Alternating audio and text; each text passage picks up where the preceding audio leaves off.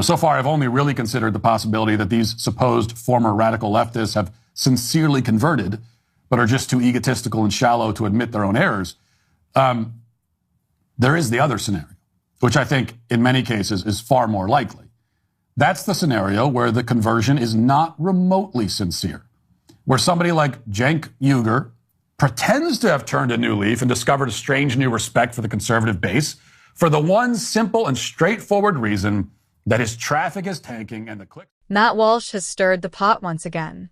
This time with a scathing critique of Cenk Uygur's so-called ideological shift, but this isn't just another spat between media personalities. Walsh dives deep into the heart of political authenticity, challenging the sincerity of high-profile conversions and exposing critical tensions between rhetoric and action in today's polarized climate. In this video, we'll break down Walsh's arguments, unpack the cultural implications, and explore what this clash reveals about the state of modern political discourse. Let's get into it. Of Trump and MAGA and conservatives generally for many, many years. And yet 2 weeks ago, he tweeted that he is now somehow feeling optimistic after the guy he despised and the movement he has opposed with his whole heart and soul just won. He wrote, quote, "I've been trying to figure out why I'm more optimistic now than I was before the election, even though I was so against the guy who won. I know now. MAGA is not my mortal enemy, and neither is the extreme left. My mortal enemy is the establishment, and they have been defeated." Now, despite being a far-left commentator who has demonized conservatives for literally decades, he now says that MAGA is not his enemy. Matt Walsh's skepticism about Ayer's ideological shift speaks to a broader issue of trust in political conversion. In Walsh's view, Tiger's recent overtures to the MAGA base, a group he previously vilified the hallmarks of genuine transformation. Walsh frames this as a strategic pivot, rather than an earnest ideological awakening. Weir's failure to openly acknowledge his previous critiques of MAGA and its supporters undermine his credibility, suggesting that his motives may be driven by declining viewership rather than newfound respect for conservative value. This skepticism isn't without merit. In a polarized political climate, shifts in rhetoric are often viewed with suspicion. ERS attempts to rebrand as a bridge builder between the left and the right invites scrutiny, especially when his past statements stand in stark contrast to his present overtures. Now apparently calls them the max left and has assured us that if the folks on both sides can unite against the villainous establishment, we will be invincible. Last week, he appeared on the PBD podcast to explain this new approach, which he won't really admit is a new approach, but even so, here you go. Here's what my left-wing friends don't understand.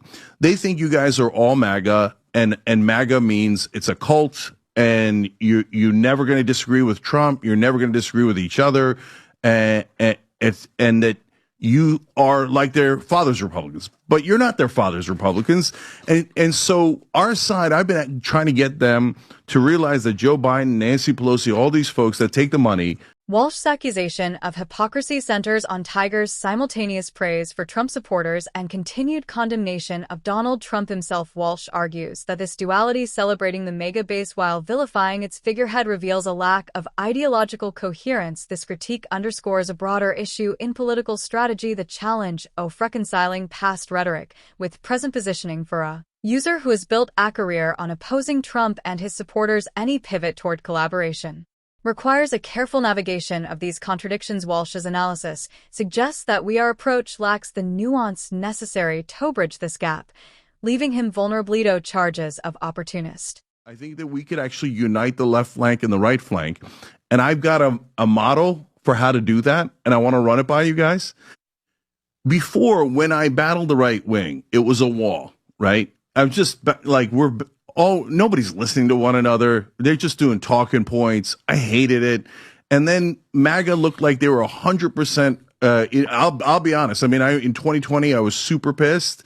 And I said, look, I don't want to talk to Trump supporters. All I hear is the same thing. Trump, Trump, Trump, Trump, Trump. And they never waver.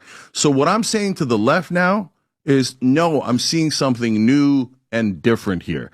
The MAGA base has changed. Ideological inconsistencies Walsh highlights are particularly salient in understanding the broader dynamics of political discourse over characterization of the MAGA base as newly anti-establishment, anti-corruption, and anti-war ignores the historical foundations of these traits within the move. This oversight reflects a common pitfall in political commentary, the tendency to project one's own evolution onto others by framing the MAGA base's values as a recent development. Uygur avoids confronting his past misjudgments. Walsh's critique exposes this rhetorical sleight of hand, emphasizing the importance of acknowledging and learning from was discussing off transgender ideology represents a microcosm of broader cultural debates. His critique of Uygur's reaction to his speech at the Supreme Court Do No Harm rally centers on the distinction between targeting individuals versus ideologies. Walsh argues that his opposition to transgender ideology is rooted in its perceived harm to children and societal norms rather than hostility towards individuals. This debate underscores the complexities of cultural discourse. Our framing of Walsh's rhetoric as hateful reflects a broader trend in political dialogue,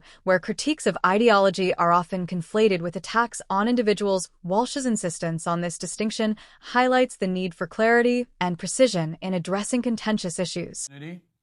And he says that the MAGA base has changed. Now it is actually anti-establishment, anti-corruption, and anti-war.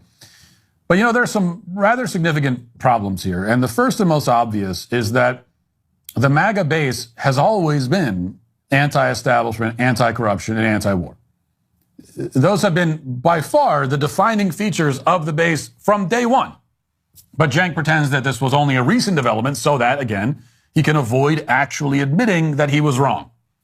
In fact, he goes further. He takes credit. He pretends that the MAGA base has come to him, that this is a left-wing win, basically. Now, the other problem... Walsh's broader critique of ideological converts raises important questions about accountability and humility. He argues that individuals like Uygur, who has spent years opposing conservative values, must demonstrate remorse and a willingness to listen before being embraced by the conservative move. This perspective reflects a tension within political movements. The desire for growth versus the need for authenticity. While welcoming converts can expand a movement's reach, it also risks to dinge its principles. Wall's emphasis on accountability serves as a reminder that ideological alignment must be accompanied by genuine contrition and respect for those who have long championed the cause. Of the accusation of grifting is central to Walsh's critique. Framing Uygur's ideological shift as a calculated move to regain relevance, this narrative reflects a broader cynicism in modern politics, where authenticity is often overshadowed by perceived self-interest. While the term grifter is provocative, it underscores a legitimate concern, the potential for ideological shifts to be driven by opportunism rather than conviction. Wall's analysis challenges audiences to critically evaluate the motivations behind high-profile conversions, emphasizing the importance of sincerity and consistency in political discourse.